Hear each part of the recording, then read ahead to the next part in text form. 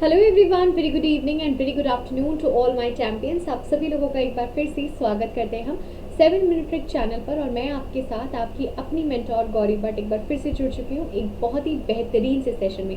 So I welcome to all of you. आप सभी लोगों का एक बार फिर से स्वागत करते हैं।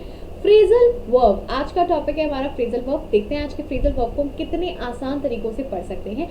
लेकिन उसके पहले हम सेशन में आगे बढ़े, आप लोगों को quick information. Unacademy learning app every Sunday scholarship test कराता है। आप इस स्कॉलरशिप टेस्ट में जुड़ सकते हैं हर संडे 12 बजे। इस टेस्ट में जुड़ने के लिए आप लोगों को अप्लाई करना होगा गौरी10 कोड, ताकि आप लोग अनअकैडमी लर्निंग ऐप के हर एक टेस्ट को फ्री ऑफ कॉस्ट दे सकें। इसके साथ ही साथ ऑफर्स आप लोगों के आपके पास हैं, डिस्काउंट ऑफर्स चल रहा है अनअकैडमी लर्निंग ऐप पर इस समय बेहद इंपॉर्टेंट डिस्काउंट ऑफर ये है कि अगर आप 2 साल का सब्सक्रिप्शन अनअकैडमी पर लेते हैं तो आपको 1 साल का सब्सक्रिप्शन बिल्कुल फ्री है। आप सभी लोगों का आज SBI क्लर्क का 2021 का एग्जाम है, ठीक है। आप लोगों ने आई होप पेपर बहुत अच्छा दिया होगा और सब कुछ पढ़ाया हुआ आया हुआ है।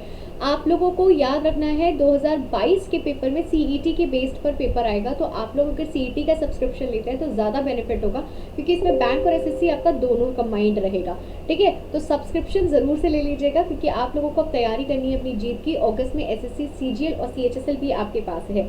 सबसे पहला क्वेश्चन ये आता है, ma'am what is phrasal verb? What does phrasal verb mean? What is phrasal verb? Phrasal verb क्या होती है हमें नहीं मालूम है ना। बहुत से बच्चे कहते हैं ma'am we don't know what is phrasal verb. Ma'am what क्या मीनिंग होता है फ्रेजल वर्ब का, हमें नहीं मालूम है। देखो, फ्रेजल वर्ब एक्चुअली होता क्या है, किसी भी वर्ब को समझिएगा फ्रेजल वर्ब बनती कैसे है। फ्रेजल वर्ब जब आप बनाते हो तो इसको बनाने के लिए आप लोगों को कई वर्ड्स को यूज करना पड़ता है। जैसे जब वर्ब के साथ कोई भी एडवर्ब जोड़ा जाता है, वर्ब के साथ कोई भी प्रेपोजिशन जोड़ी जाती है, तो उससे एक फ्रेजल वर्ब बनती है, उससे एक फ्रेजल वर्ब बनता है। वर्ब का मीनिंग कुछ और होगा, प्रेपोजिशन का मीनिंग कुछ और होगा, और ये मिल करके कोई एक और मीनिंग कंडक्ट करेंगे। जैसे अगर मैं वर्ब की बात करूं तो सेट, सेट का मतलब होता है सेट होना, फिक्स होना, किसी चीज का है ना। और प्रेपोजिशन सेट के साथ अगर हम अप का यूज कर देते हैं तो अप का मतलब होता है उठना, स्टैंड अप, दैट मीन्स खड़े हो जाओ। सेट अप, सेट अप में अप का मीनिंग देखिए दूसरा है और सेट का मीनिंग दूसरा है ना। लेकिन सेटअप का मतलब होता है टू एस्टैब्लिश थिंग्स, किसी भी चीज को एस्टैब्लिश करना, to establish your business, establish your account, establish your job, establish your factory, कुछ भी आप establish करो, किसी भी चीज़ को आप establish करने के लिए यूज़ कर सकते हैं। इसके साथ ही साथ अगर आप आगे देखते हैं तो फर्स्ट पॉइंट हो गया ये। दूसरा होता है किसी भी वर्ब में अगर आप एडवर्ब प्लस प्रेपोजिशन को जोड़ते हैं तो भी आपकी फ्रेजल वर्ब बनती है, उसकी भी आपकी क्या बनती है, फ्रेजल वर्ब बनती है। आइए जरा इसी तरीके से कुछ फ्रेजल वर्ब पर नजर डालते हैं और कुछ फ्रेजल वर्ब को चेकआउट करते हैं कि कौन कौन सी फ्रेजल वर्ब्स आपके एग्जाम्स में आई हैं और कौन कौन से तरीके से आप याद कर सकते हो, ठीक है। चलिए, जैसा कि अगर मैं फर्स्ट फ्रेजल की बात करूं तो हम एक वर्ड लेते हैं ब्रेक, समझिएगा ब्रेक को लेते हैं और ब्रेक के साथ देखते हैं कि ब्रेक के साथ कौन कौन सी फ्रेजल्स आपकी बनती हैं। जैसे ब्रेक वर्ड का मतलब होता है किसी चीज को तोड़ना, और ये तोड़ना जो वर्ड है वो वर्ब को दिखाता है, राइट। ब्रेक के साथ अगर आप डाउन वर्ड को लगाते हैं तो डाउन वर्ड एक आपकी प्रेपोजिशन का शब्द है और इसका मतलब होता है नीचे जाना। लेकिन ब्रेक डाउन आपकी एक फ्रेजल है और इस फ्रेजल का मतलब होता है, कई सारे मतलब होते हैं। फ्रेजल ब्रेक डाउन का एक मीनिंग होता है जब आप बहुत ज़्यादा किसी से अपसेट होते हैं, गेट अपसेट, बहुत ज़्यादा आप दुखी हैं, गेट अपसेट की सिचुएशन। जैसे मान लीजिए मैंने आपसे बोलूं कि उस भाई साहब को या उन आंटी को एक न्यूज़ मिली जिससे वो ब्रेक डाउन हो गई, या फिर आप कह सकते हो एक तरीके से द वुमेन ब्रोक डाउन। एक सेंटेंस हम आपको लिख करके बता देते हैं जिससे आपको क्लियर रहेगा। द वुमेन ब्रोक डाउन, एक औरत ब्रोक डाउन हो गई मतलब कि दुखी हो गई। कब?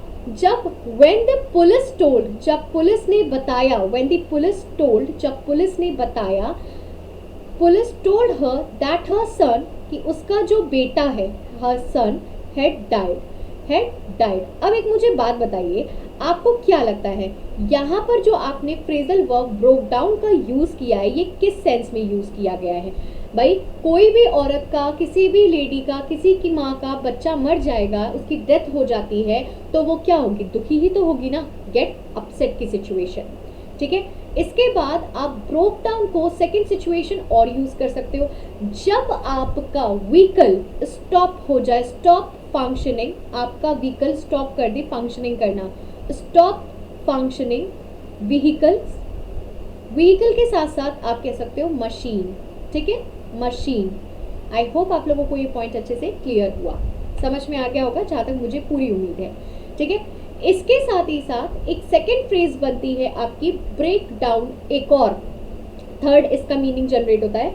ब्रेक डाउन का मतलब होता है किसी भी चीज को डिवाइड करना, डिवाइड इनटू दी पार्ट्स। याद रखिएगा, ब्रेक का मतलब होता है तोड़ना और डाउन का मतलब होता है अलग कर, नीचे होना। लेकिन ब्रेक और डाउन जब दोनों एक साथ मिल जाते हैं तो इनका मतलब अलग अलग जनरेट होता है, जिसमें से एक मतलब है divide into the smaller parts.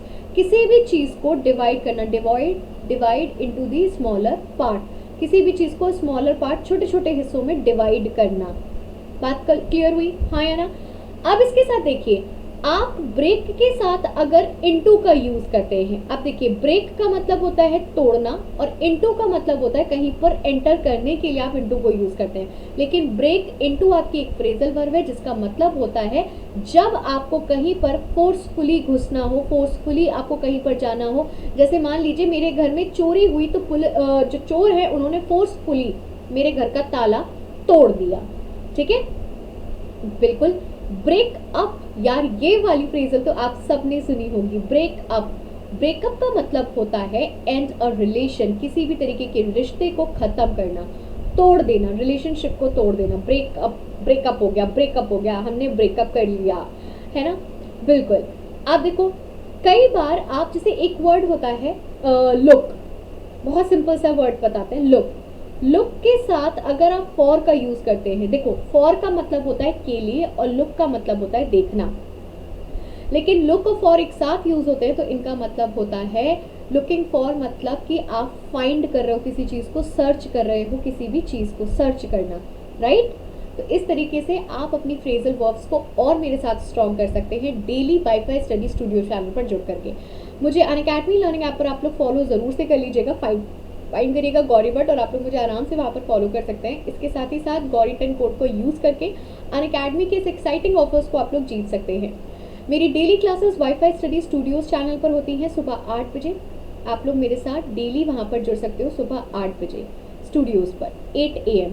ठीक है, द हिंदू एडिटोरियल सेशन में। तो मिलते हैं आप लोगों से नेक्स्ट क्लास में, तब तक के लिए हमें दीजिए इजाजत। Thank you for watching me in this session guys, have a very blessed day to all my champions.